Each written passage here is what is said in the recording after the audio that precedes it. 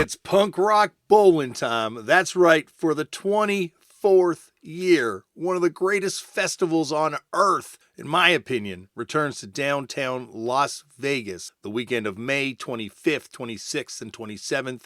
I have had some of my greatest times playing this thing and just hanging out at this thing. You want to know how much this festival speaks to Turned Out a Punk's mindset? The headliners are Devo, Descendants, and Madness. Every day of this festival, the lineup is stacked with amazing bands of all types and stripes of punk and hardcore from all different eras, from ska to post-hardcore. We're talking like Bratmobile to Rock from the Crypt to Stiff Little Fingers to the Cosmic Psychos to Scowl to Chad. And then there's also all these late night after shows which are happening. And you wouldn't believe the lineup of these things, from the Zeros to Agnostic Front and everything in between. This festival is out of control for fans of punk. So I hope I will see you there, because this isn't like some sort of festival that you just go to and the bands are secluded in some sort of backstage area. Bands and fans and just punks alike are all just taking over downtown Las Vegas. So you turn around and all of a sudden you're gambling beside John Doe from X. I don't know if John Doe gambles, but if you turn around on the buffet line, you'll probably see me. And you better believe we're going to be talking about punk music. And because this festival loves this podcast as much as this podcast loves this festival, Punk Rock Bowling is bringing you a series of special episodes. So each and every week, I will have an episode going up featuring someone that's playing this festival. And hot damn, are there some good ones coming. Head over to punkrockbowling.com and hopefully I see you in downtown Las Vegas, May 25th, 26th, and 27th.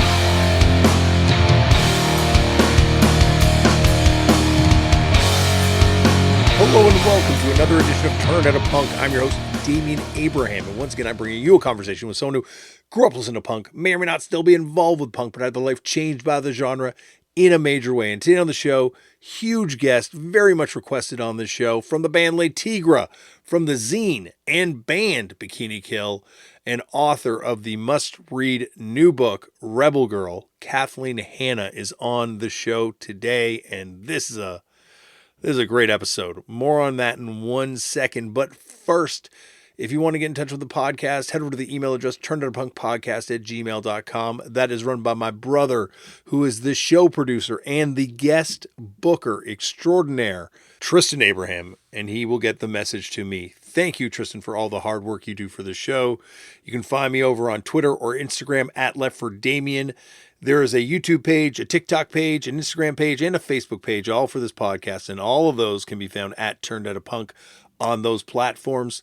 To support the show, tell all your friends about it.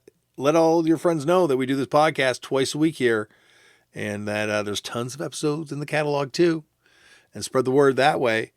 I play in a band. We are called Fucked Up. You can find out more information over at fuckedup.cc. We have records. We have tour dates that we're going to be announcing soon. And I appreciate your support on that front too. All right, that's it for me. On to today's show. As I said off the top, huge guest, Kathleen Hanna, is on this podcast. Someone I've wanted to talk to for years. I've never actually spoken to her in any way, shape, or form prior to sitting down to do this interview. So this is someone that I was very excited to get to do this with. And as I said off the top as well, she has a fantastic new book that is a must-read. It is called Rebel Girl, My Life as a Feminist Punk. And this book is out in a few weeks now, actually. I've had it pre-ordered forever. On May 14th, it will be hitting store shelves. And I've read it. It is a very powerful book. There's a lot of incredible stuff in it. I don't want to spoil too much of it. This interview doesn't really spoil stuff. It's more like hints and teasers for what's to come inside this thing. So I don't want to spoil this episode by rambling on too much about it in advance. Check out the episodes also with Toby Vale from Bikini Kill and Kathy Wilcox from Bikini Kill, one of the most important punk bands, certainly of my lifetime. Actually, most of the punk bands, I guess, are in my lifetime. There's like 3 years before my lifetime. Well, I guess proto-punk and stuff. Anyway, Bikini Kill, one of the most important punk bands ever in anyone's lifetime.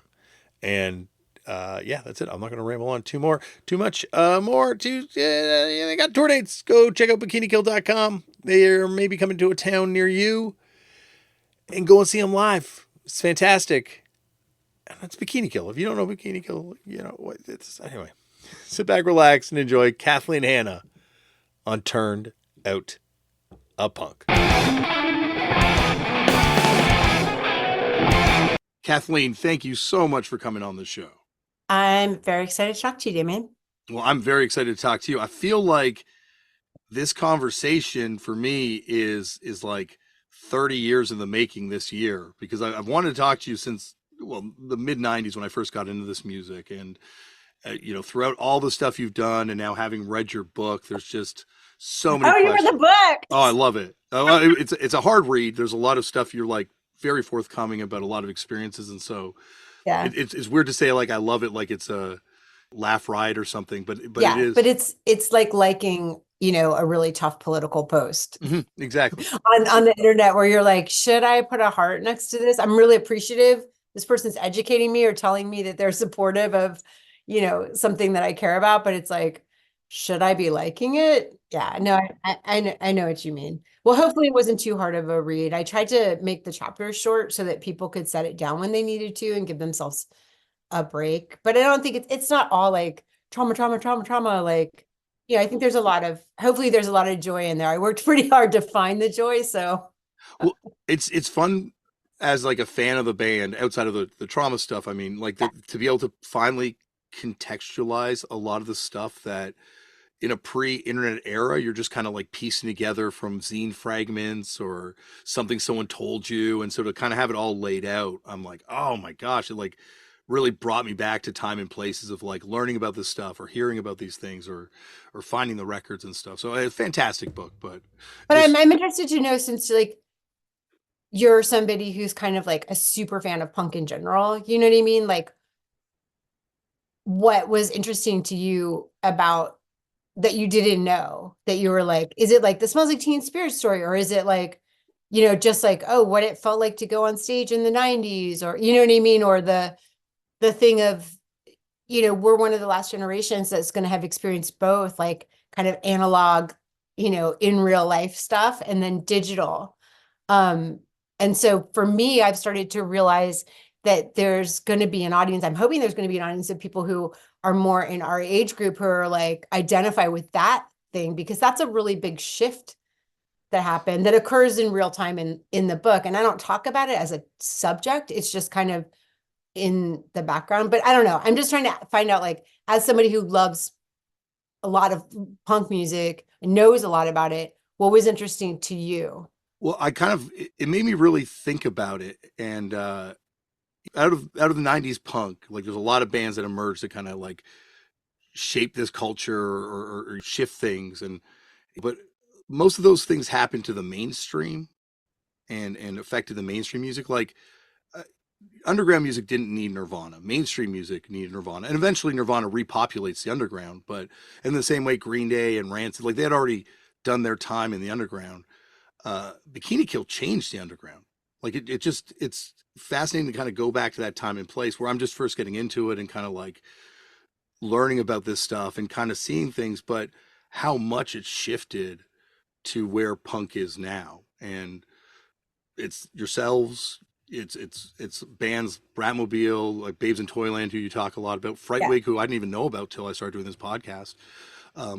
Specifically Bikini Kill and Riot Girl, because it was something to kind of galvanize the scene and change things. And it's just, yeah. So I think from a punk perspective, it's a hugely important way to look in on something that shifted this culture.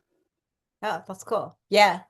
I mean, it's really interesting because there's so many great things that have happened in feminist punk, or whatever people want to call it, like femme fronted, or, you know, there's already so many great singers and so many great people in bands and so many great women who are organizing and doing a lot of stuff. And I think that um, a lot of what happened in the 90s was just giving it a name.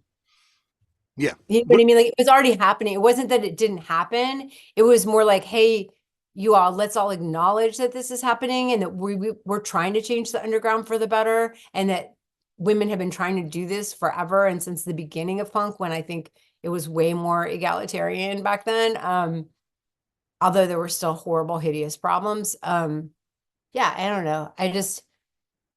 I feel like, you know, we definitely stood on the shoulders of a lot of other people who came before us, and we were learning from them. And I think I always felt like a super fan. I'm like one of those annoying super fan people who's like, you know, like, oh my God, I met Alice Bag, and she's like this lovely person, and like everything that you could hope for as a fan when you meet somebody, you know what I mean? Like, um, and to become peers with, you know, one of your heroes is just like, and get to work with her was amazing, and talk about, oh, what was it like back then in the scene, you know, versus what is it like now, um and stuff like that. But Well, I think it's interesting with Alice Begg specifically because when she was on the show, she's always involved in punk and always involved in underground music. But the way she talked about how it's changed now versus back then, and obviously, like you said, you're standing on the shoulders of giants and people that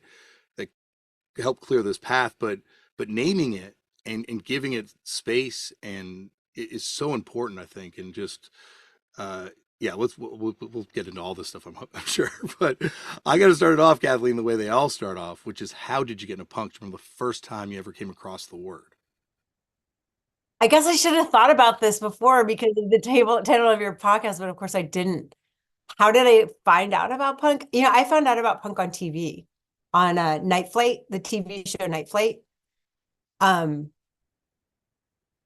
I mean, that show blew my mind in a lot of ways, but I think I saw like Liquid Sky,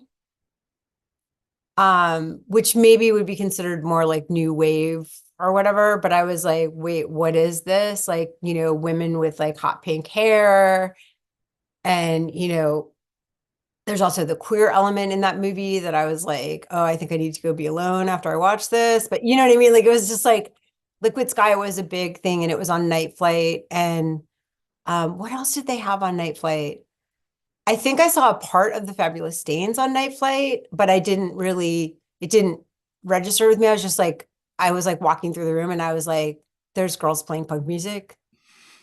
So I always loved that the way that I got into it was on TV, because it always made me remember that, like, especially, you know, pre-internet, people who didn't live, like, I lived in like small suburbs in Maryland, and I lived actually really close to, this is, you know, Brendan and Guy from Fugazi. And like, I lived a few miles away from where that was going on at the time it was going on. And I didn't know about it because I was, you know, in junior high, and my sister listened to Molly Hatchet and Alabama. So I wasn't really, and we did listen to Cheech and Chong, and smoke a lot of pot, but like, I didn't know that this huge punk thing was happening 3 miles away from me. And that's how isolated you can be if you're not in the know, especially pre-internet. And I think even with the internet, you know, it does take having access to the internet and all of that kind of stuff. So this like popular medium of television, you know, I probably saw I was a big Quincy. I don't know if you remember the show Quincy.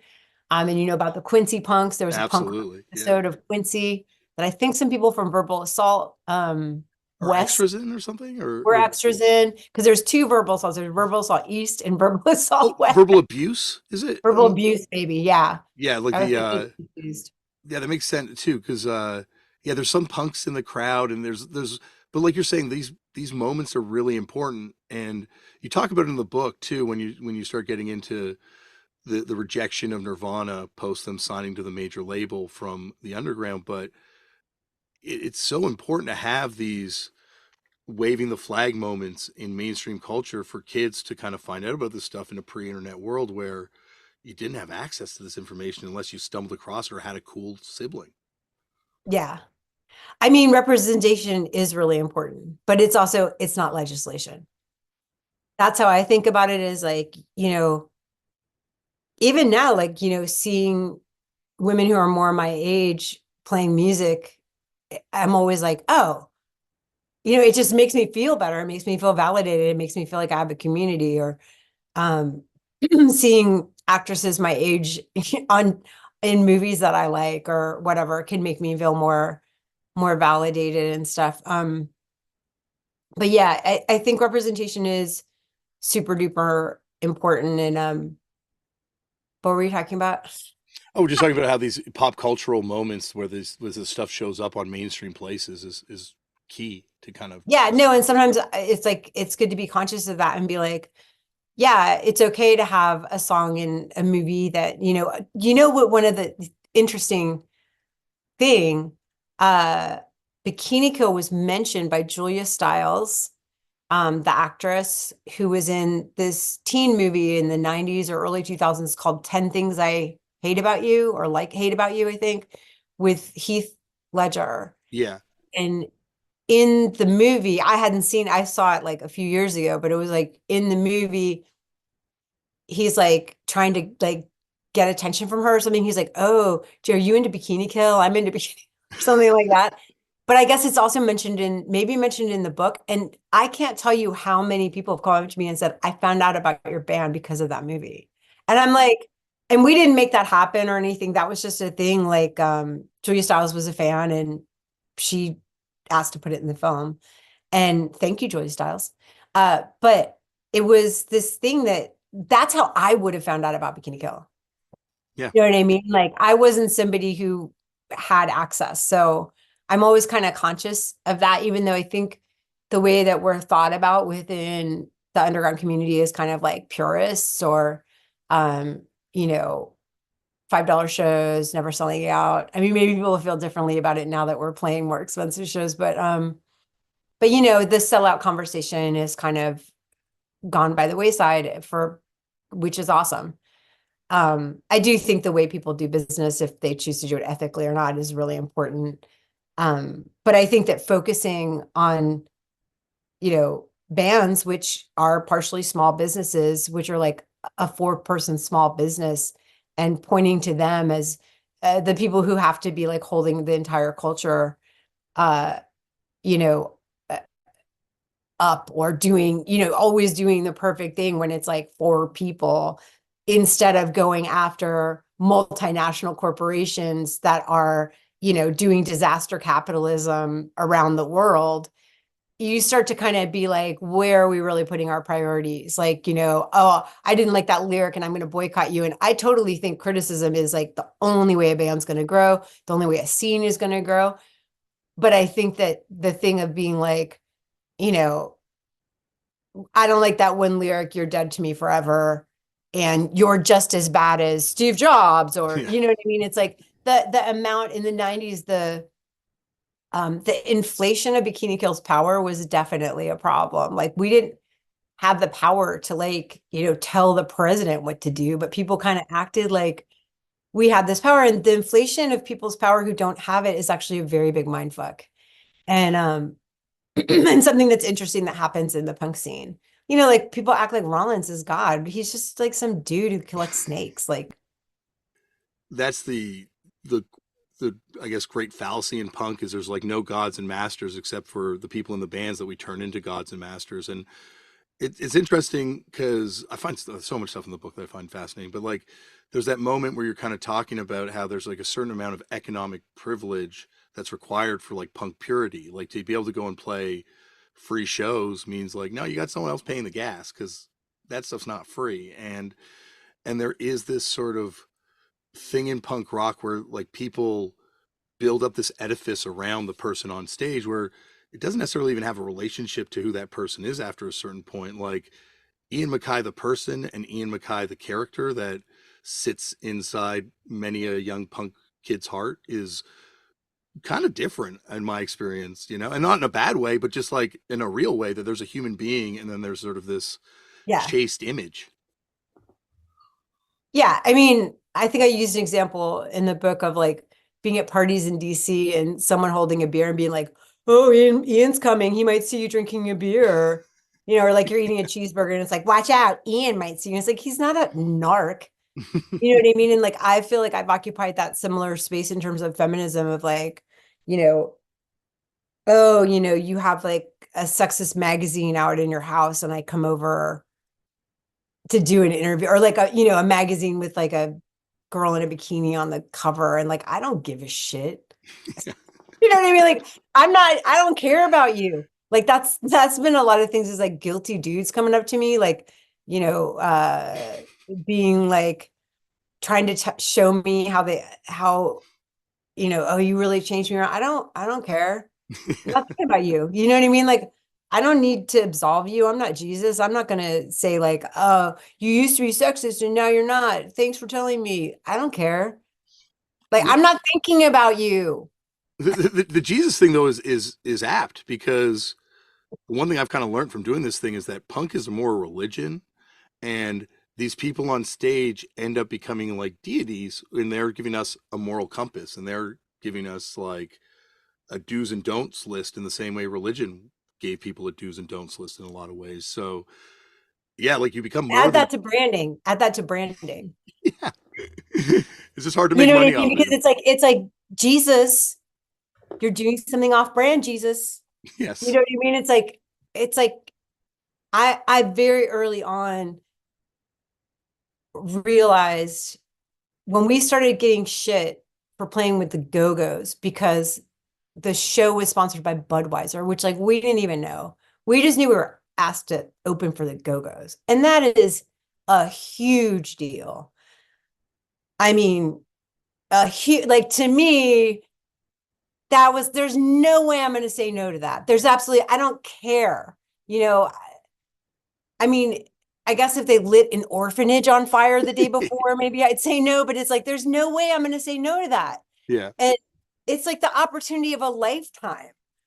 And so when we got to do that and then got shit for it, and it was like, you guys are sellouts, I was like, you don't understand who we are. Like, you don't understand what a big honor this is and you don't care. And you're like, it started to be this thing where I was like, with punk purity, I was like, look, like a lot of my friends are gay and they're getting beat up. Is this really the hill you want to die on? $5 shows, no sponsorship. This is the conversation we're having when like, you know what I mean? Like gay kids are getting beat up in the front of shows for being gay. And we're arguing about, oh, so and so played a show with this band that has a sponsorship. Really? Who the fuck cares? Or we're talking about barcodes. I mean, punk can do a lot of things. I think that like music, any kind of art, any kind of music can like be create like a ground, like a cultural ground where we're supporting people who like don't like a lot of what the government is doing and who cares about economic injustice and cares about racial injustice and cares about, gender inequity and like all of these things. And we can create a supportive community for that. And we can create a place to have joy around that and a place to get your anger out around that. And that's something that people can bring back into their everyday lives to like be like, I'm going to keep doing this work that is hard because I can listen to this music when I'm stressed out, or I can go to these shows and get like pumped up. But we don't change laws and we don't, have the power to be, you know, um, God. Mhm. Well, and I think there's something you kind of touch on in the book too. It's like what brings a lot of us to punk is trauma, and trauma, as you said in the book, begets trauma in a lot of ways. And so people bring their own bullshit Yeah. into this place. And And what happens when you're looking for family? Because I feel like that's a big thing was that I was like, estranged from much of my family, and I was really looking for a family. And I sort of, I found two families. I was finding like a feminist family and a punk family kind of simultaneously and trying to make that into a cohesive thing.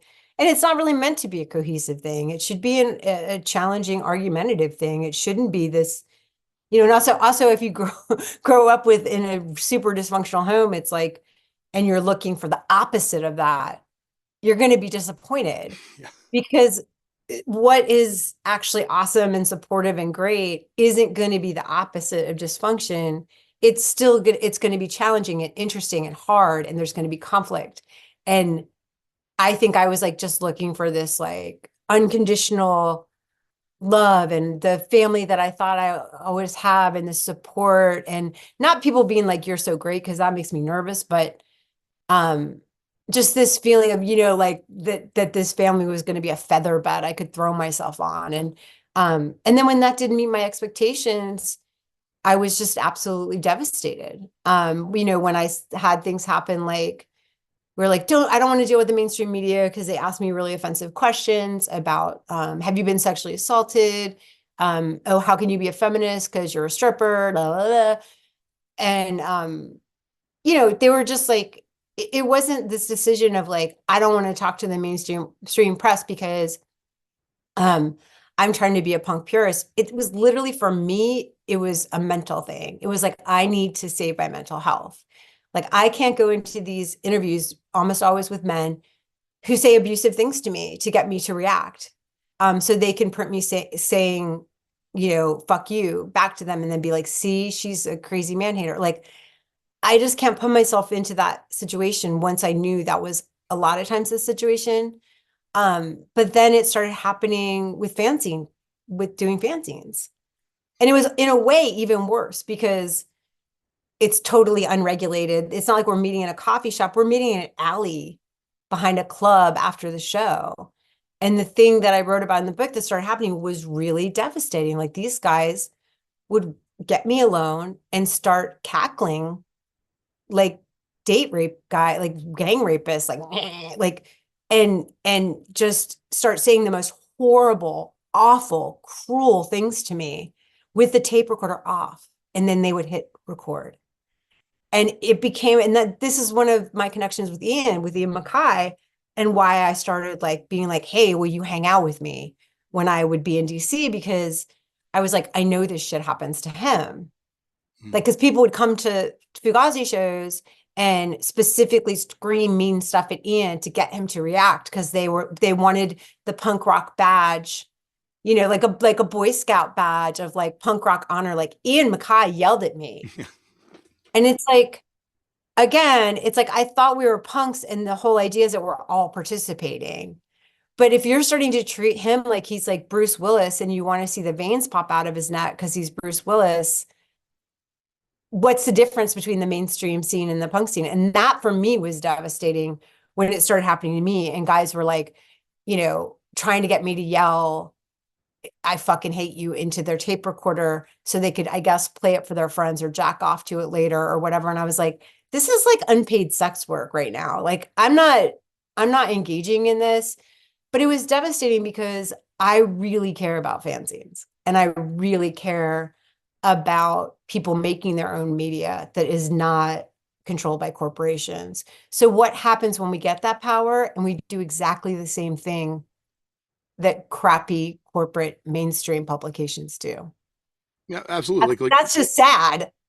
Well, like you're saying, like people come here looking for a family, so in a fucked up way, people on the stage are made into their parents and like yelling at your parents and getting to say, no, fuck you, dad, to Ian, or fuck you, mom, to you, is like the Oh, power they call that, me grandma. They don't call me mom yeah. anymore. They call me grandma. There's just like the insecurity that drives so much of this stuff, and the way we cling to these four letters that ultimately have different definitions to every single person. And I think, like you said, why is the book so interesting to me as someone obsessed with punk is also because I think Bikini Kill is a band that is unlike any other band in how many different worlds you exist in at the same time in the 90s, which is such a tumultuous period for this music. Like, we can talk about Bikini Kill in terms of the involvement in DC hardcore, but also like Ebullition Records and Born Against and that whole world. But then mainstream pop punk stuff. Like I read about you guys, I think first time in Rancid's liner notes, or Nirvana, or like opening the Go Go's, and Newsweek's talking about you, and it's just like Yeah. you were a I sang DIY on a band. metal church record too. Don't forget that. That's on the list of questions. Believe me, I asked Allison about it already when she was on the show. Because, well, that's a direct connection to the history, right? Because that's prelude, or lude is or metal church is post lude, I guess, right? So Mhm. it goes right back to the history of punk with metal church as well. So I don't know. It's just it must have been a very fraught period, and I know from reading it, it was a fairly fraught period to exist in. But it's also, from a historical perspective, just a amazing way to kind of view what was happening through Bikini Kill, and just how threatened people were by it. Like at the same time, how much people immediately got it and embraced it and were like, "This band's important." But then, just like you're saying, like people that just couldn't compute how upsetting it was, and how Riot Girl at a certain point became a four-letter word in a bad way to some people, because they were just like, no, it's Riot Girl, like all this baggage they were sticking on this thing. But it's, yeah, anyway, I'm just pontificating now. No, I love it. I love Well, it. I mean, I just haven't heard very many people's reactions to the book, and the things, just hearing the things that it brought up for you is really interesting to me, because I'm just interested in people's, um, in what different people, the same way you were just saying, like, oh, we were in like Newsweek, but we were also, in the Rancid liner notes, and, like in in Heart all. Attack. Yeah, yeah, we were on an Evolution compilation, and like all these different things. We were on an Out Punk compilation. We were just in a lot of of different places, and I feel like when I wrote the book, I didn't think anything at all about like who's going to read this. I just wrote it. Like I just wrote it because I had to write it. And I wish I was lying and that I actually had a strategic lens, but I was really like, I'm going to write everything down and then I'm going to strategically edit it. But I just wrote everything. And even when I was editing, I just couldn't have an audience member in mind. Like I just couldn't. And so I'm hoping that, it's something. I feel like there's the me that's an insider baseball punk that like is not as much as Toby, never as much as Toby's Toby, on but another like, level. Like Toby's on some other like egg punk versus I don't even know what she's talking about half the time. So sometimes I'm like, will you explain the difference between this and this?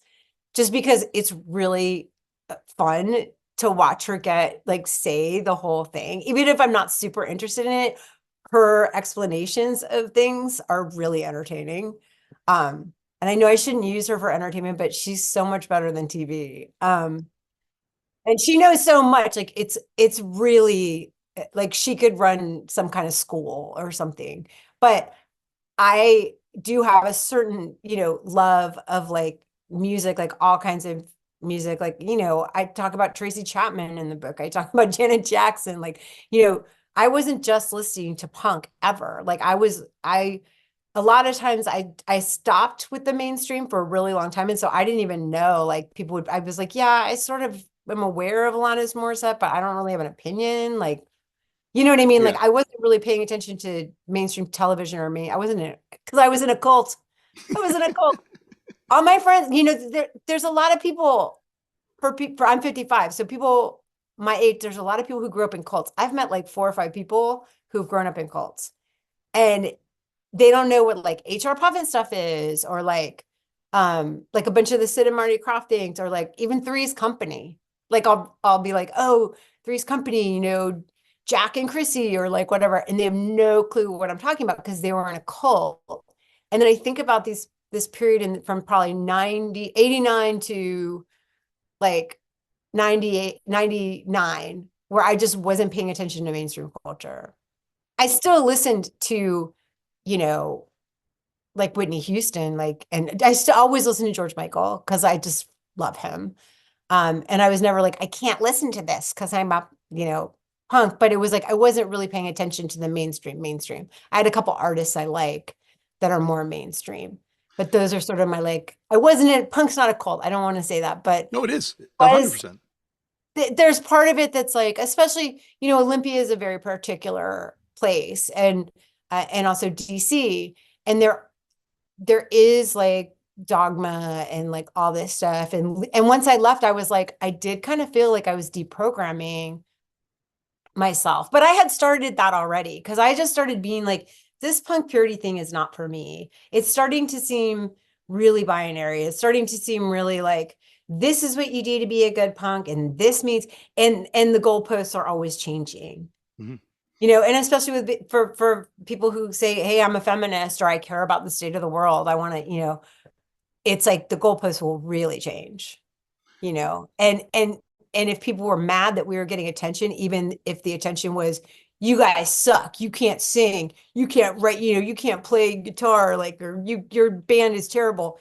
Even if that was the press, and you're ugly and you're a stripper and you've been raped and bleh, like nothing about the music, nothing about the songwriting, nothing about like charisma on stage, none of that. Just like, you guys are a piece of shit. And then people in our community are like, we're really mad that you're getting so much attention. And I'm like, seriously, you want this? Like, this attention is really bad. Like, Flipside reviewed our show and just wrote fuck you 11 times. Like, that's the kind of review that you're like jealous that we got and you didn't. I think you're exactly right, and I think it is a cult, and the religious Wait, so are leader. we deprogrammers? Well, I feel like it's everything's a cult at a certain point, right? Like, like I got a friend who's found a bunch of success in wrestling, and now he's gotten in transcendental meditation. And I heard him doing his indoctrination call, or the call where they get you into it, and I'm like, this sounds a lot like a cult, kind of. Not to judge anyone, because I think Oh we yeah. all need something, right? Like I needed punk, and I needed to fill that, like you're saying, that family void with these people on stage, and this. I needed these people not to give me a moral compass, because I knew what was right and wrong, but I needed people to validate these feelings that went against what my peers were saying at the time. Yeah. Okay. Um, but then that the same way that the people that do hold stake in these cults and the individual sects of these cults, they have a vested interest in defining punk by their version, because you got to give your tithing to them by buying their t-shirts, by going to their shows, by buying their CDs. So, and I don't want to beat up on him, because he is like a god to me in the same way you kind of talk about him glowingly. But like, there's that part in the book where Ian comes to you and starts kind of in a concerned way, but still like talking to you about being a stripper and like punk and stripper. It's like, but like, look at the origins of punk rock. There were strippers at the first punk rock shows. This stripping is like sex work, and this culture. Dee Dee was a sex worker. Like, it's Yeah. not. Who's to say what is and isn't punk? Like, we define this thing, but it's a cult, and like all religious cults, you got to keep people in. Yeah. I Um, think it was I think what people had more of an issue with was the feminist part of it. Like, you can't call yourself a feminist and be doing that at the same time. Which was always ridiculous to me, because it's like, if I had access to like a job that let me tour and like paid me enough to live, that wasn't that, and wasn't waitressing, because I hate waitressing way worse than I hate stripping. But like, I would have done it. But I looked, and it didn't exist. And so it's like, I just think it's like that thing of like creating an economic situation where people are forced to make choices that are not the best, where we have a limited amount of choices, and we're forced into this thing by economic situations to do it. And then we're called hypocrites, whereas the kids with the trust funds can play more benefits for domestic violence shelters than I can, because I had to work and I couldn't take off work, you know, every weekend to play a benefit. And I think that, the whole thing of punk starting, I mean, we can have this argument. I probably shouldn't bring this up on your show of all places, but it's like, punk starting kind of as, you know, a class resistance in working class resistance in England, and then becoming with hardcore like this suburban, predominantly white suburban rebellion against maybe American goals, or the American dream or something. And then I think that the conversations around class, at least in the 90s when I was more involved, were very lazy conversations. It was not about, the way that people grew up and the way that some people are are basically put in a box in their own minds where you're not able to go above this level. And there was this whole downward mobility to it that is actually really classist, where it's like there's people slumming it in the punk scene, but in the end, they can go back to their rich parents and, go to a fancy rehab if they get addicted to drugs. And there's some people who don't have those options. I was middle class, and very lucky that I always had my needs met.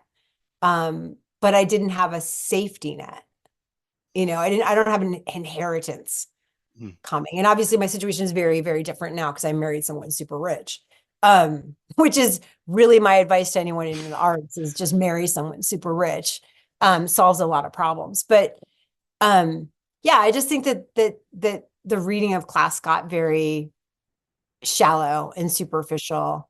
And it actually, I think precluded a lot of kids who grew up working class and working poor from being involved. Yeah, there's a like the history of punk is written by the people that have the economic means to produce the culture, and the people with the economic means didn't necessarily understand what it was like for the people that didn't have the economic means. I think Jerry A, and I got to talk about Poison Idea with you at some point, when he was on the show, was talking about Oh yeah, let's talk insider baseball now. We definitely will get into that, but yeah, he made sort of the same point that you're saying too, is that there's this economic side of punk which was not as discussed. And I think the advent of the cassette tape and the zine, I think, leveled the playing field a lot more, because you could start producing this culture without. Anyway, insider baseball stuff. The Slayer hippie, your friend in high school, that's awesome. Oh, Steve? Yeah, rest in peace, of course. But I can't believe he died. One of the first times I ever went to a punk show was I went with Poison Idea. They took me in their van, and I was like maybe 16 when they played in Seattle. And it was my first time going to Seattle too. And I took pictures of them. I still have them. They're in my archive. They're all of Steve because he was my friend. So I just took pictures of Steve. But I remember they had a big cross on stage. That would make sense. The band they were opening for had it, but it was kind of my first traveling, my first getting a taste of tour, and it was just driving up for one show. But yeah, he was always super nice to me, and I sold him weed, and but I mean, I wasn't super good friends with him, where I really totally knew him. But there was this other band at our school that the most handsome boy at the school, the handsome rocker guy. And now I can't remember his name. I feel like it was Nick, called Mayhem. Mayhem from Portland. Yeah. Okay. Oh. And so Mayhem is a palindrome, kind of. Yeah, it is. It's a palindrome. And their logo, you could flip it upside down and it would still say Mayhem somehow. Oh, okay. But yeah, this super hot guy who was in almost all my classes, who had this great hair, he was in that band. And so we had all these high school bands. I went to this one school, Grant, for a while, and people were in bands at that school, and I was like, what the hell? I just thought it was all guys, but it was pretty cool. Yeah. You know what I mean? I was like, man, you're in an actual band, Steve. He's a good drummer. I gotta say, he's a good drummer. And also, I think he's he doesn't really get the credit he deserves as a engineer producer, because he did that Heat Miser record. Neil from Heat Miser was on the show and talked about how Steve was a key factor in their early recording stuff. Yeah. And he was the person who basically was come to my show. You're a part of this. And me and my two girlfriends would go to see Poison Idea. And then we started seeing we saw Miracle Workers. I saw all of the, Coercion to Conformity, and all the stuff that happened in Portland was very fascinating. I actually had to take out a section talking about when I started going to reggae. I quit going to any punk shows because there started being fights first because speed metal came in, right? So when speed metal came in, the short hair punks and the long hair punks who didn't the long hair dudes didn't call themselves punks. They were rockers or metal, started fighting for the front row at these speed metal shows, because it was speedcore. So that started happening where it's like the long hair and the short hair guys are fighting, but it's like still like a bunch of white dudes, right? Just like fighting. And me and my two girlfriends are like the only girls at the shows. And we're like, really? Like, you know what I mean? Like, and then it's all of the white supremacists came into Portland, and then it was the sharps versus the Nazis and the Nazi punks. And that was very prevalent, like at my high school, like everything. But again, while of course it was the Nazi punks that I'm vehemently against, um, and the people who were recruited, working class, dudes from my school, guys who, there's a big scene of guys who are not out, who were gay, who were recruited. It was a thing. Anyway, even though I knew like they're the, they're the problem and like we need to do something, I gotta say the sharps were dicks too. I mean, because then I'm glad that they're trying to do something, but it really just felt like it was this macho party where it was like we just all want to beat each other up. And it's like I came to see a band, man, and then it just turned me off to shows, like all to those kind of punk shows altogether. And so I just started going to reggae shows and it's been a great time because there were so many great reggae bands that came to Portland. I mean, we were like on the circuit. So for kind of the last probably year and a half or 2 years of high school, that's pretty much what I was into was reggae. Yeah, like I think going to Portland, by the time I was going there for the first time, it was still kind of hairy, but like, and reading about it it's a hard town. And there, like you're saying, there's a lot of working class poor. There was a huge Nazi scene that came in from what I've read and understood. And yeah, these shows were hairy shows from the sounds of it. And Yeah. And I mean, and even just like, bands like punk bands who are like spitting on you. And I was like, I didn't push my ass to the front of the show to get spit on, but it was a huge education because, then when I was in a band, it's not like I wanted to act like, Mother Teresa or something, but it's like I wanted to be welcoming to people who weren't typically welcomed into shows.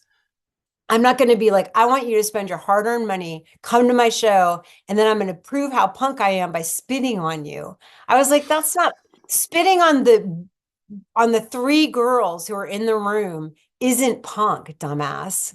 Like, we're just not ever going to come to these shows anymore. that I think that's probably the insecurity thing again, right? Like I'm going to pick the smaller people in the room and spit on them because I know if I spit on that security guard, I'm probably going to get my ass beat. There were no No security. security guards at Satyricon, I guess. So. Did you ever see the Wipers? Oh, yeah. Oh, that must have been amazing. I mean, I don't remember because I was drunk, to be perfectly honest. And they reformed and I was older and I dated somebody who toured with the Wipers. But the thing about how Greg Sage started doing, he did sound for wrestling. Well, I know he did that. He played guitar on Beauregard's record, the wrestler's record, but no, he did sound at wrestling events. This is the legend. I heard that he like, mic'd the mats at wrestling matches in Portland to, how they make that like loud thud. It's because I mean, now they probably push a button to make the noise, but like he was doing the sound. And I always thought that was really funny. I was like, I wonder how if I could ever get to interview him. Oh We met yeah. him in Tempe. I'm sure Toby talked about it. We met him in Tempe, Arizona, on tour one time and kind of forced ourselves on him, but he's very quiet. I don't think she ever told me that because, yeah, like talk about a fascinating person and an amazing band, like a band that you hear and it's like, wow, Yeah. this is truly timeless. Yeah. And just, yeah, something you could listen to over and over and never get sick of. Well, you mentioned the Miracle Workers, who are now, I guess, in the Oregon Music Hall of Fame. I heard recently, That's great. as a band. Didn't they turn to some kind of different music or something? Maybe I thought they were a garage rock band the whole way through. I think they might have changed to a different style of music at some point. But anyway, I have to look it up. But yeah, I mean, I loved and that was really my introduction to garage rock, which I'm still like I really love like, you know, surf guitar, garage rock. I mean, um You hear that in Then Bikini I Kill. used to see Theater of Sheep. They were like my favorite band. We would follow them around. And I went to school with one of the Loomis brothers. Uh, it was Andrew's the one from Dead Moon, right? Matt, his younger brother, went to my Oh, school, and everybody's like, he looks just like Mick Jagger. well, because like I guess had you seen the Miracle Workers before you heard that comp that you talk about, the Battle of the Garages, that Plan 9 Records comp? Oh, yeah. I'd seen them before. I mean, they were like our band that we went to every single show, and it was like follow them or like whatever. That The comp is only thing, a the thing about Theater of Sheep and and them is that they hung out downtown. Like the Miracle Workers didn't hang out. Like Roz, we would have Roz, he was the lead singer of Theater of Sheep, and we would have Roz sightings. So like we were like, kind of new waver theater girls, and we would like, be like, I heard Roz is at the Metro Cafe. And it's like everyone like runs to the Metro Cafe. And there's like no internet or phones or anything. So it's just like, I just saw him at the Galleria. And it's like, then we'd like run over somewhere, like, we'd be like, but he hung out with Andrew Loomis and Matt Loomis sometimes. And Matt Loomis went to my school. So I was like, Dead Moon's another band that there's like so many great bands from that area. Like you go start yeah, digging into it, like Girl Trouble. oh, Girl Trouble's incredible, and like and Mad Violets. They're not from there, right? They're from some New York, I think. I don't know anything about them. I just had that one song on the record called Facilicipe, and the singer's name is Wendy Wild. Yeah, Big. I think they have like I think I'm pretty sure they're from New York because I was researching that comp afterwards because I bought that comp because the Outnumbered are on it, who is John from Pansy Division's first band. I didn't know that. Yeah, they're super awesome too. They're like I forget what their song is on it. It's on the B side, I think. But when you mentioned in the book, I'm like, I have that compilation and went and dug it out This because is the first time I ever heard 125. That song 125. oh yeah, there's Impossible Mission Impossible. No, I can't remember all the bands on it now. There's like it's a really Yeah. cool power pop garage comp. But so someone gave me that. I didn't like, I had no records. And I just had that and I just played it over and over and over and over again. But then when I moved to Richmond, Virginia at a certain point and had a bad time working at a McDonald's, doing the drive-through, but it was right by the McDonald's I worked at was right by a record store called Plan 9. Oh, that's And still there, I so, think. yeah, so I was like, maybe this is where the records came from. You know what I mean? Like it's like a little kid, like, it's a Hershey bar factory. Like, so I ran over there and I started just hanging out there to meet people. And I did meet some guys who were into reggae that I would like smoke pot with them in my car or in their car because I didn't have a car after my shifts at McDonald's. But I just, back in the day, we would meet people at record stores. Like, you would go to a record store. I was in Richmond, Virginia. I didn't know anybody but my sister, who again listened to Leonard Skinner, Molly Hatchet. She had a framed picture of Alabama on her wall. So I was like, I don't know how I'm gonna get through the summer with my terrible fast food job without knowing anybody who's into music or, to hang out with. And so I hung out at the record store and waited for cool people to come in and then like sidled up next to him and would like say something like, what do you buy? What do you like? What's that record? You know what I mean? Yeah. Like, and then you end up smoking weed with them in their, Scirocco. Well, and that's like I think the thing that's kind of been lost, like you're talking about earlier, like as we've transitioned to like the streaming era and the loss of physical media, is that these spaces where you'd have to go and yes, surrender money to buy something, but they were like meeting up places where you met like-minded people, be it bookstore, a video store, or record stores, of course. Yeah. I mean, it's the acceptable place for women to stalk people. But, like, I think the thing now that's really interesting about like zines coming back and about people having a nostalgia for something they never had, which is fascinating on its own. And like, we could probably get together and write a book about it. But like, I feel like, I there's this nostalgia for like the handcrafted, for like the ephemeral, for something that's not going to live on the web forever, but like be in your hands. And so people are like, oh, making zines or, um, you know, now people want one of a kind objects Mhm. because everything's mass marketed. Everything's easy to find. And so if you can find like the band that only has 2 followers, how cool are you? Like the great band that has 2 followers. Like that's what we're looking for now. It's like we used to go to thrift stores and like I found a fucking all over print Devo shirt in a thrift store in the 90s. It was What? full color. I don't know who the hell made this.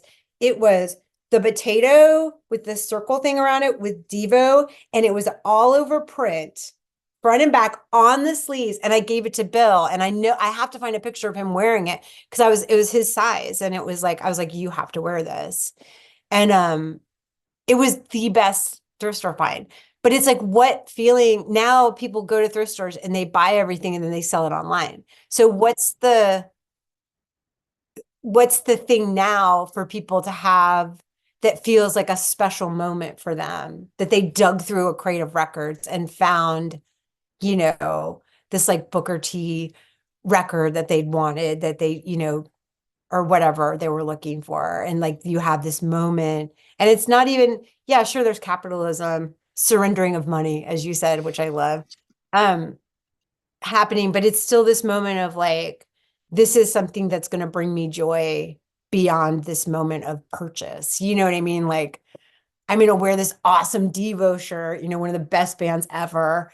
I'm going to like, wear this like one of a kind crazy thing I found at a thrift store and feel like, you know, I dug for, I dug around for this. For me, like, part of the big thing about why I started collecting records and zines is because there's the idea of shaking hands with the creator that you kind of get through punk, because when you bought a Discord 7 inch, you knew they folded it themselves, the early ones. I mean, like you knew they were folding those themselves. So it's kind of like it put you in the history in a way. And I think, like you're saying, I think people just want to feel that sense of being somewhere or being part of something, like, or yeah, just I feel like it's like this scrambling for authenticity, hmm. which is like really complicated because I don't really believe in authenticity, but you know what I mean? It's like, um, I think however it's going to play out is really interesting. Well, I think it's you brought up zines there, and now we live in this era where zines are appreciated, and there's like an aesthetic zine resurgence and all this sort of thing. But I remember being in like second year university and in a class, and they started talking about Girl Germs and Riot Girl, and talking about these zines and talking about how this is like acceptable academic sources because these are primary sources of lived experience of people, and we could cite them in academic essays and bring zines into it, and just thinking like, wow, like shift. And there's that part in the book where you talk, and I don't want to spoil everything in the book, but like I won't go into too much detail, but like there's a part in the book where Toby's asked to drum in Nirvana, and you're like, she passed it up to be in a feminist punk band, but like, she kind of passed it up also to change the world in a way too. Like Nirvana changed rock and roll, and huge impact. My kids love them and everything, but like they're not allowing me to have my zines cited in academic classes in university. Yeah, I mean, thank you. I love the ripples, and I love the fact that like you go to high school with one of the people that runs Simple Machine Records, and like you I break went down. to junior high also because I went to junior high with Jenny Toomey from Tsunami and Simple Machines, and she beat me out for the part of Dorothy in Wizard of Oz. And they wanted me to play a Munchkin, and I politely declined. Um, and I love that I put this scene of her in the book that is something I will never ever forget. But it was so funny when I found out Toby was, I was you're friends with Jenny Toomey? I went to junior high with her because like when the Olympia DC thing started happening, Maryland and DC are basically like scrunched up right next to each other. So a lot of those people, like Christina Ballot, I went to junior high with Christina Ballot, or Balate. as some people say, but from Slant Six and Autoclave, and Casual Dots. And I mean, she's one of my all-time favorite singers. Like she is so great and such a good guitar player, such a great songwriter. We're like the opposite in terms of what kind of people we are, but I absolutely adore her and I adore her work. But it was so funny. I ended up being roommates, and I'm like, "You seem really familiar." And she's like, "We went to junior high together." And I was like, "Oh," because she was a year younger than me. So like, I mean, Younger kids can't pay attention to the younger yeah. kids. She was I get very that. quiet. I was very like feathered hair, slut, like, you know. She like I think was also in a band with my friend Amy Dumas, who is professional wrestler Lita. Oh, wow. Um, yeah, wrestling Hall of Famer, who was a hardcore kid, DC hardcore kid. Uh, Her and Adam live together from Jawbreaker now to really kind of like bring the whole world together in this conversation. But it's like it's such a small world that we all live in this weird religious cult called punk. I know. Oh, I'm running out of time. Oh, you are? You got to go? Because don't we have what's our slot? It was like 10:30 to 11. Yeah, whenever you got to go. I can I give you honestly, 15 more, but sure, I'll wrap up. I will go to lightning round of, because there's so many I questions. know I I feel like skipped most of them. me, you, Sam from Born Against, or from Men's Recovery Yes. Project, Yeah. Booby, Dale. Like I'm just thinking of all these people who we should hang out. My friend James Spooner. I got to reach out to James about coming on the Yeah, podcast. I'm halfway through it and like absolutely totally digging this. And I also wanted to hold this up really quick because we were talking about fanzines, and my friend Osato put this out, and it's like all of the collected fanzines of Shotgun Seamstress. Um, and it's gorgeous and awesome. And it's one of the only times I've seen somebody do a compilation of zines and change it into a book and be really specific and strategic about it. Because like that's part of the thing is that what happens when people are like, I want to put your zines in a book. And I feel like Bikini Kill zines are of a certain place in time. And a lot of them aren't relevant anymore because I don't agree with a lot of the ideas that I espoused then. Obviously, I still care about feminism, but I think the way I went about things was often really super from a white middle class perspective. And I don't necessarily agree with a lot of it. So do I want that immortalized in a book? Not really. I like that they existed and that, we can, people can put, one thing out of it that we approve of in their academic book. But I feel like Osa did such a great job at collecting her stuff and putting some new material in it and making it something that's less ephemeral and more forever. I think mentioning when people are able to do that successfully is important for other zine writers to be able to check it out and be like, do I want to take my zine collection and make it into a book or not? I find a lot of people don't that I've talked to, and I think it's because most people are doing them when they're younger and they're still figuring stuff out. But I think that's what makes them so important. Like, there's that part in the book where you talk about Toby mentioning the mistake left on the Rites of Spring record, and I feel like that's what the imperfection of the zine is what makes them a human form of communication and makes them real. And the fact that people can evolve through these zines because you're like figuring stuff out in real time, and it's I think that's why there's Part of the reason that you can do that or that I could do that was because I knew it was ephemeral. I knew it wasn't going to follow me throughout my whole life. I could just print 100 copies, sell them, and be done with it. Or, more like, and then be done with it. And then the computer came and people started photographing pages of the zines and putting it on the computer on the internet where it lives forever and it's not dated. And so people sometimes will think like I wrote this one Riot Girl manifesto yesterday. You know what I mean? Or like a couple years ago. And it's like, no, that was written like 30 years ago, but they're not dated. And so that's like it's an interesting combination of how does something that was once thought of as ephemeral, it's like we didn't have DNA back then. You know what I mean? Like there are all these new scientific inventions that have happened that have like changed the way that we think about the world and that change what's ephemeral and what's not ephemeral and who gets to decide that somebody's ephemeral expression, you know, you take a picture of what they wrote in the sand and then you put it on the internet and now it's forever. Well, and I think it's like this also this idea going back to what we talked about earlier, where this is a moment in your life where someone clings on to it, taking this in, and that becomes you as the totality of who this person is. And I always talk about it must be a nightmare being Ian MacKay, still having to talk about straight edge at like 50 something years old, still having to justify to people that are pissed off about it, or like it's just like, oh my gosh, like this shit that you do as a teenager follows you around. But punk is the place where we value the words of kids so much, youth, so much that like I still listen to music made by teenagers like every day. Like I Oh yeah, no, me too. so it's such a weird thing. um One of my favorite parts in the book is when Tim Mack from Halo of Flies comes out and records you, and just first of all, the Viva Knievel 7 inch is fucking underrated. That's an amazing record. But I just, the way you describe it and the experience of it just made it, I don't know, it's just such a cool story. And I love that band, Halo of Flies.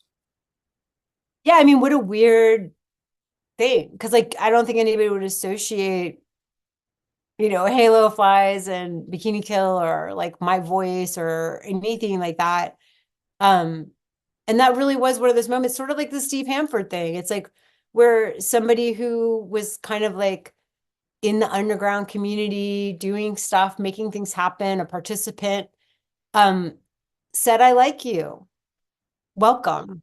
You know what I mean? And it's like when you're constantly running against up against like kind of doors being slammed in your face or you being laughed at, you cling to those moments like life rafts. Like, I'd be like, well, fucking the guy from Hello Flies liked my voice, so fuck you. And it's like, it probably didn't mean shit to him. He probably doesn't even remember he did it. He's probably going to be like, did I do that? Like, but it meant so much to me. It meant so, and then with the experience that happened right after that, which let's not talk about, um, that it really it helped me. I don't know if there are these moments that you're like, you string them together and you're like, these are the things that kept me going through the years. And they probably meant nothing to the person. And I think that's part of the thing that I wanted to say in the book is that like giving each other permission and while we're still alive on this earth, saying not just with our words, but with our actions, welcome. Or, hey, let me help you out with that when you can, when you have the ability to be like, a older person who's a mentor who like loves someone's music and is like, hey, could I record a single for you? Could I, you know what I mean? Like, you want to crash at my house? Like Sonic Youth let us crash at their place in New York. And that was huge. Bikini Kill was not well loved at that time period. And so it was kind of in my head, I'd be like, okay, so all you guys hate me, but Kim Gordon thinks I'm cool. So I'm okay.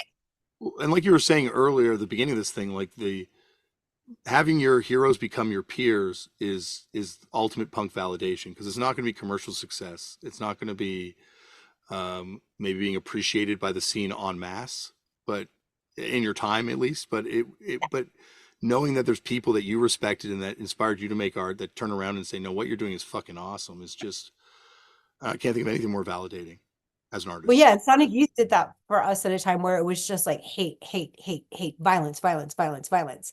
So it was like really like, you know, sleeping on the floor of their apartment meant so much to me as a young woman in a band.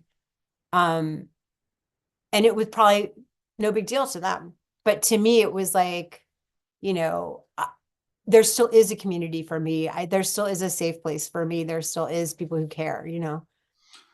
Um, I honestly could talk to you forever and a day. If you ever want to come back on, Yeah, of Kathleen, the course. door is always It's fun. open. But before I go, like coming back now, like having that tumultuous run in the beginning with the band and having to carve these paths in a lot of ways, like coming back now, like on this last couple tours, uh, I was just wondering your perspective on how things have changed. Like, do you, because it really does feel like the adulation, like the palpable adulation, was something I don't think I've ever experienced at another show, like I did at your show here not too long ago. Yeah, I mean, I don't know. It's great. I mean, I just feel like we're being treated normal, like how we should have been treated in the beginning. Yeah. Like we're making decent money. We have good people that we're working with so that I'm not having to deal with sound men refusing to plug in my monitor if I don't tell them if I'm single or married. Like it's just nice to be treated normal and be like, oh, I'm a musician and I show up and I do my sound check and I have a tour manager who I enjoy being around and who treats us so respectfully and takes care of us. And, One of the best we people in the still, business. Ben yeah, from Ben Hardskin, one of the best out there. yeah, great, great guy, great stories, lovely human being. So lucky to work with him. And so it's like, and our, Tobin, like we work with great people. And we always have great sound people and monitor people. And like that's stuff we couldn't afford back then. And I guess if I leave you with one idea, because you had said like, oh, if there's anything you forgot to say, is that one of the things that disturbs me or keeps me up at night is when I think about young bands now. And I think about how, it's harder now to make money than it was even then. And it's really based on touring, and COVID is not gone. So people can end up losing a lot of money on a tour if they get sick, especially bands that aren't as big as what Bikini Kill is now. Um, Bands who are forging new paths in punk rock and in music in general are the ones who really need a crew. They need a sound person who isn't going to um, hate them because of their race or their gender presentation, or they're not gonna, if you're a young trans kid in a band, you can't have a sound person who hates trans people and wants to sabotage your show controlling your voice. Like, that's what's terrifying to me, is to have someone who hates you just because of who you are.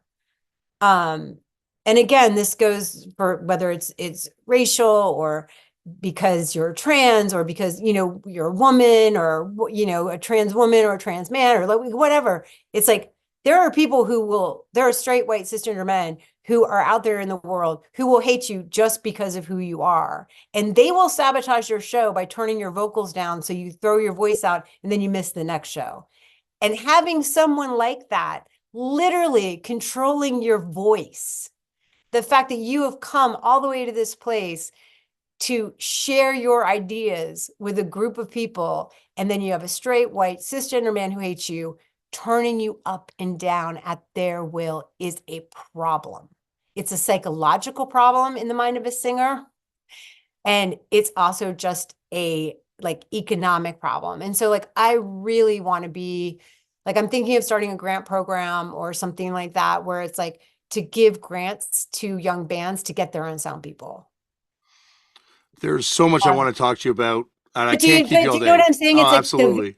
the very bands that need it the most can't afford it. Mhm. And when you're just starting out and you're actually saying stuff that is against the status quo, or just being who you are is considered being against the status quo, it's like you're the exact people who are not going to make money and who are going to be kept tamped down, and you're not going to be able to have that stuff. And I can't tell you how much having our own sound person has changed my life. So I want other bands to have that, especially young bands, because that's the only way things are going to grow, and that these bands are going to be able to develop and be making their 12th record where we get to see their growth from the very beginning. So, yeah. Well, and when you start the program, or anytime you want to come back and talk about any of it, this door is always open to you. Yeah, I have to figure out what the application process would be. It's like then I'm a gatekeeper, but whatever. Thank you, Kathleen, for coming on the show. And you heard right there, Kathleen will be back for part 2. Hopefully, a splits. Hopefully, we get more another chance to talk, because I got like 3 more sheets worth of questions I didn't get to ask. So, pick up Rebel Girl, My Life as a Feminist Punk, on HarperCollins, out on May 14th. You can pre-order it at your local bookstore now. And There's some stuff in this book. Powerful stuff, fascinating stuff we didn't obviously talk about at all in this podcast. That it's well worth your time to pick up this book and read it. Speaking of well worth your time, on the next episode of Turn Into Punk, another great conversation with someone who involved with punk music. It's a punk rock bowling episode, so you'll hear whatever I've got planned for that one when it happens.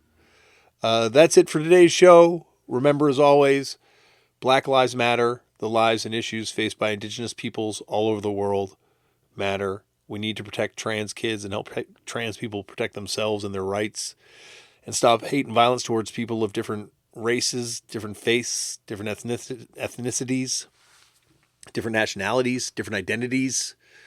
Because we're not talking about politics. This is just basic human rights stuff. Ceasefires are just basic human rights stuff. People deserve to be able to live free from hate and violence.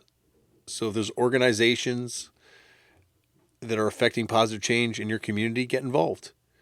Donate your time, your support in any way you can, and sign your organ donor card, because by the time they come looking for those things, those organs, you don't need them anymore. It's not like that Monty Python sketch that was horribly ripped off by "You can't do that on television." They wait till you don't need those organs, and then they can provide real miracles. I've seen it happen with my own eyes.